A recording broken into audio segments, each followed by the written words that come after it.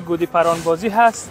میریم پیش دوستا میبینیم که این برنامه را به خاطر چی راه اندازی کردن و چرا این برنامه را اینا راه اندازی کردن و او هم در روز سوم عید که بیشتر مردم به طرف خانه هایشان میروند، به طرف خانه خویش قومشان میروند به خاطر روز عید، ولی امروز در این جمع جوشی و در این فضا این را جور کرده گیسن. میایم میجا امی رئیس امین نگیر کردیم، گفتن امی کسی که این برنامه را راه اندازی کرده خودش از خوب هستین، بخیر صحت سلامت، عیدتان مبارک، بخیر هستین جانتان جور، خوب هستین صحت سلامت، بخیر هستین ان شاء الله، خوب هستین ان شاء الله. خب کبیر سپ اینی ما در خدمتتان اولتر از همه به بیننده ها یک سلام تقدیم بکنین. بسم الله الرحمن الرحیم. سلام خدمت کسایی که از طریق دریچه فیسبوک هستند، فیسبوک است، یوتیوب است، از طریق دریچه یوتیوب ما را بیننده هستند. عیدتان مبارک باشه. خدا کنه که طاعات و عباداتی که در روزهای رمضان کردین خداوند به درگاهش قبول کنه. سلامت زنده باشین. کبیر سپ میگن میبی جمع جوشی را دمیج خودت راه اندازی کرده گیستی، در حالی که امروز روز عید است، مردم به طرف خانه خویش قومشون گشتک میرن، ولی این کلی مردم ایجاد به خاطر چی جمع کردی؟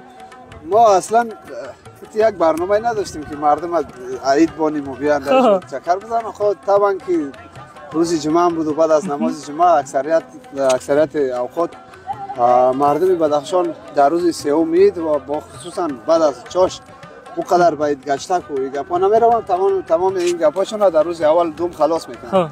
بنابراین دیدیم که بعضی بیادرها و بعضی رفیقای ما طرفای کابل اوجا آمدن دیگه اینا آمدن به خاطر یک چی بکنن دیگه، یک رخصتی ای خانه شون بیاین.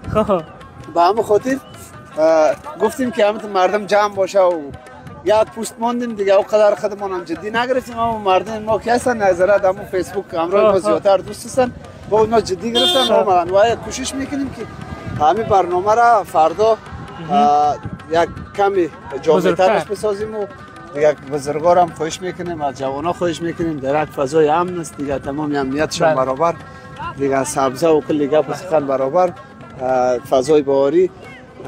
با همون خاطر یک جمع کنیم که 4 دقیقه عید مبارکی بکنن، نه که دیگه شب بشناسن، نه که دیگه را ببینن.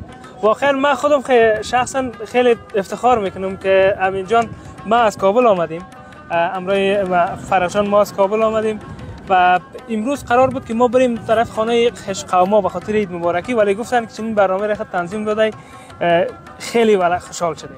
قربانتان سلامت باشید، زنده باشید، خوش آمدین، صفا آوردین. باز تشکر بسیار زیاد که نمی برنامه ما را هرچند خو بعضی فیسبوک ها و بعضی کسای دیگه هستن که عکس میگیرن در فیسبوک میمونن و به شکل جامع‌تر چی نشده، یعنی که او قدر نشر و پخش نشده. امید دارم که کسایی که ما را میبینن، کسایی که جدا از امین جان، شما مثلا بر علاوه گودی پرانبازی کدام برنامه دیگه برای فردا در نظر گرفتین؟ او دیگه ما اصلا برنامه ما همین او قدر نهایت تنظیم نیست دیگه، یکی و یکی میشه. باز هم صبح بچه‌ها را گفتیم که ما میریم دم داشته اگر کسایی که توانایی را داشتن یگان چیپس یا نان یگان چیزی گرفتن میان اینجا 1-4 دقیقه ساعتشون هم تیر میشه، چون که فردا رخصتی عمومی است و از همین رخصتی یک روز دیگه. این گودی پران چی پیام داره؟ این گودی پران اصلا ما همین برنامه را که گاهی راه اندازی میکنیم، هدف ما همیشه است که یک اتفاق و اتحاد در بین مردم ما و خصوصا در بین جوانان ایجاد بکنیم. بسیار خوب، یعنی یک نماد همدلی و برابری است و در گذشته ها بیشتر به خاطر صلح استفاده میکردن. بعضی گودی پران ها را تصاویری از صلح میدادن به آسمان کابل، ما دیده بودیم بلند میکردن.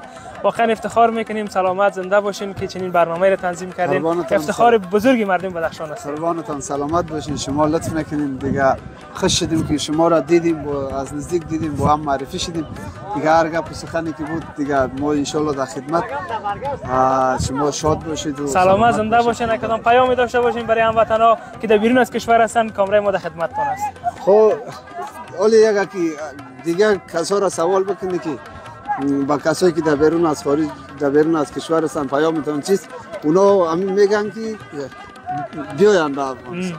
ما این گپ بخشان نیت امر نمیکنه که بیان به افغانستان، اما کسایی که روی بعضی ملحوظاتی که خداوند بخشش برابر کرده و رفته. بله بله دیگه یک تعدادی هم شاید بعضی مشکلاتی را داشته باشه، خدا کنه که مشکلات اینا را حل شود، اونا را هم بیان و کسایی که اینمی پیام ما را میبینن. ما در فیض آباد در افغانستان با خصوصا در فیض آباد اینمیجا تمام جوانانی که در گردمان جمع است، هر کدامشون بعضیش وظیفه داره، بعضیش نداره، بعضیش بیکار هستند.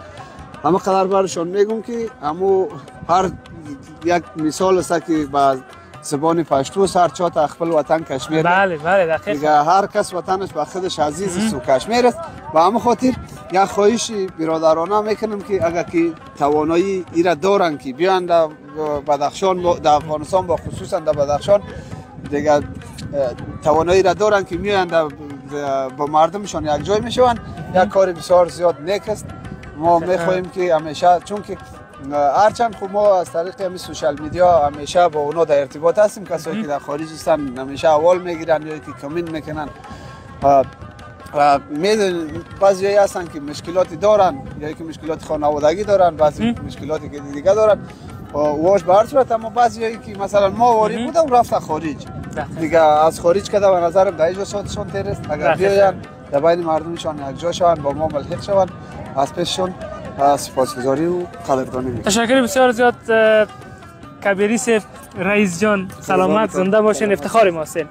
دوستان عزیز، کسی که برنامه رو راه اندازی کرده بود امین جان کبیری، شما در فیسبوکشان هم میتونین برین ببینین فیسبوکشان که اینا برنامه هایی را که تنظیم میکنن کلی هدفشون اینه میسته که یک صمیمیت و یک همدلی در کنار هموطنای عزیز ما، در کنار هموطنایی که سالها غمها را دیدن، سالها مشکلات را دیدن ایجاد شود.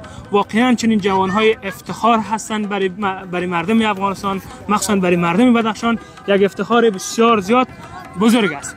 دوستان عزیز، ما یک چند تا از شات ها از طریق از خود بودی پرانا می داشته باشیم دیگه. شما برنامه را بیننده باشین. خداحافظ و مددگارتان.